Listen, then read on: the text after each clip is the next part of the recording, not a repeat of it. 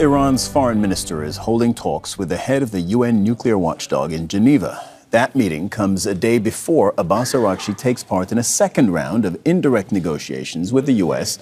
on curbing his country's nuclear program. Tehran suspended cooperation with the International Atomic Energy Agency, the IAEA, last year after Israel and the U.S. attacked its nuclear facilities. That conflict also led to the collapse of Iran's preliminary talks with the U.S. Now, those discussions were aimed at reaching a deal on Iran curbing its nuclear development in return for sanctions relief. Posting earlier on X, Abbas Aragchi wrote this: "I am in Geneva with real ideas to achieve a fair and equitable deal. What is not on the table, submission before threats." But despite that defiant tone from Tehran, the U.S. continues to build up military assets in the Middle East. That's putting pressure on Iran to strike a deal with Washington. But the U.S. Secretary of State is optimistic that an agreement can be reached this time. We're dealing with radical Shia clerics. Okay, we're dealing with people who make geopolitical decisions on the basis of pure theology, and it's a complicated thing. I mean, no one's ever been able to do a successful deal with Iran, but we're going to try.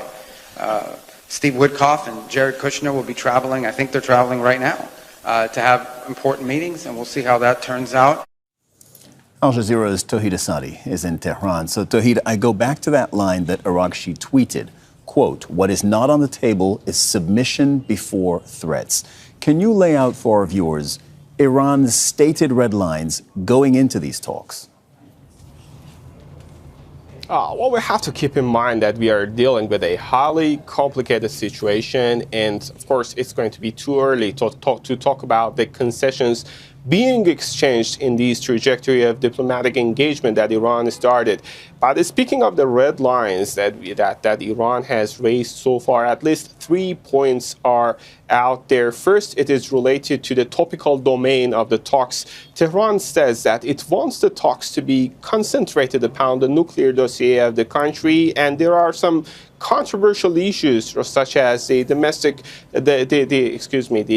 missiles, the regional activities, as well as the defense capabilities that Iran says it's going to be off the table. Meanwhile, there is this verification and the cloud of mistrust that is out there. Iranians are looking for a sort of guarantee to make sure that any deal reached at the end of the day is going to be translated into real action. And that becomes more important in respect to the economic pressure that Iranians are facing. And on that, Iran is saying that it's looking for measures to make sure that there is going to be less pressure if Iranians give concessions to the other side. Also, there is this third element, and as I told you earlier, is actually the cloud of mistrust in that regard. And on that, Iran says that it is practicing a sort of cautious when it comes to this trajectory of diplomatic engagement.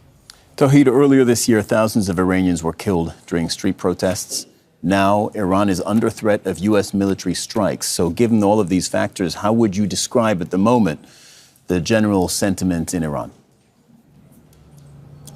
I would say, Cyril, it's a mixture of different sentiments when we take a look at the public mood here in Iran, highlighted by frustration and uncertainty. Iranians are not really sure whether or not, or the extent to which diplomacy could pave the way for settlement of the issues in between, particularly seeing this highly complicated nature of issues that are out there. Just in addition to the nuclear dossier, there are other controversial issues. Meanwhile, they have this historical background that their country was in the middle of a negotiation when all of a sudden a campaign of strikes started by the Americans and Israelis targeted their not nuclear facilities, military commanders and headquarters, but also the civilian infrastructures. The shadow of the war is, of course, a significant element when we talk about the public mood in Tehran and in other cities of the country. Also, this mistrust, uncertainty, and frustration as a result of the military build-up in the region by the Americans, which runs the risk of further confrontation down the road. So this is a mixture of hope and uncertainty. Tawhid Asadi reporting from the Iranian capital. Thank you very much.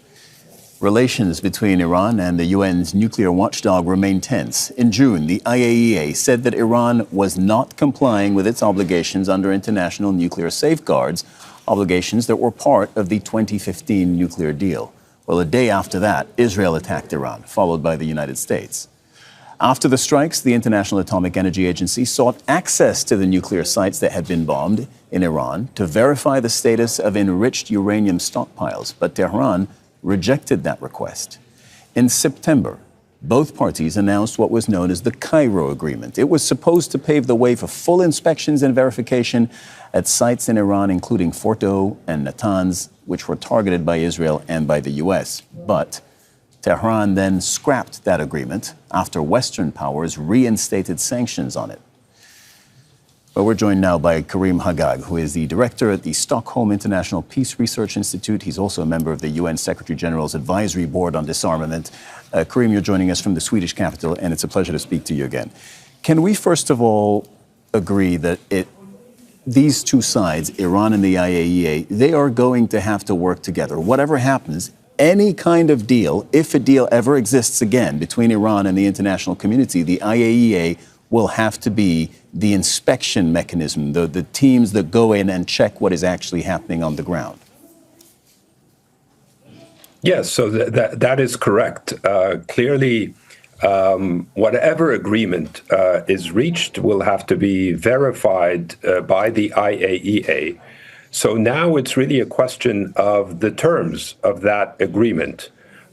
Whether Iran will agree to go back to the type of access that the IAEA had with respect to Iran's nuclear infrastructure, access to the Iran stockpile of highly enriched uranium, and basically to establish a baseline assessment of where Iran's nuclear program is after the Israeli and U.S. strikes on Iran in the context of the 13-day war.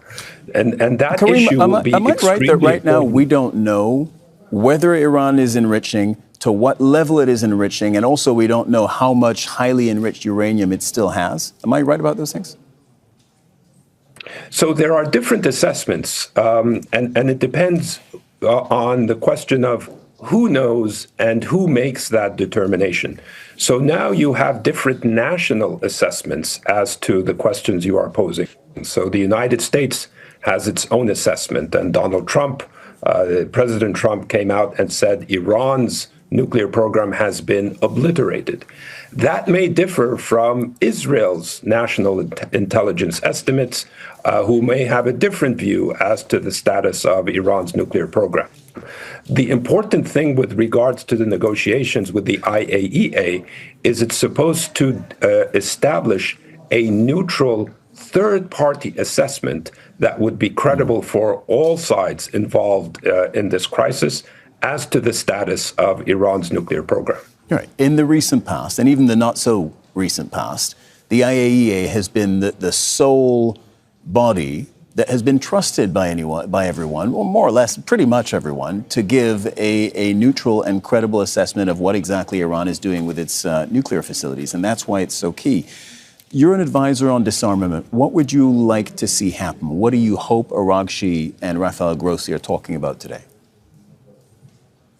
So clearly the hope is that an agreement is reached whereby access is restored to the IAEA to be able to determine the status of Iran's nuclear program per the arrangements that were enshrined in the 2015 Joint Comprehensive Plan of Action, or the Iran nuclear deal, as it's commonly known. That's extremely important in order to diffuse the current crisis.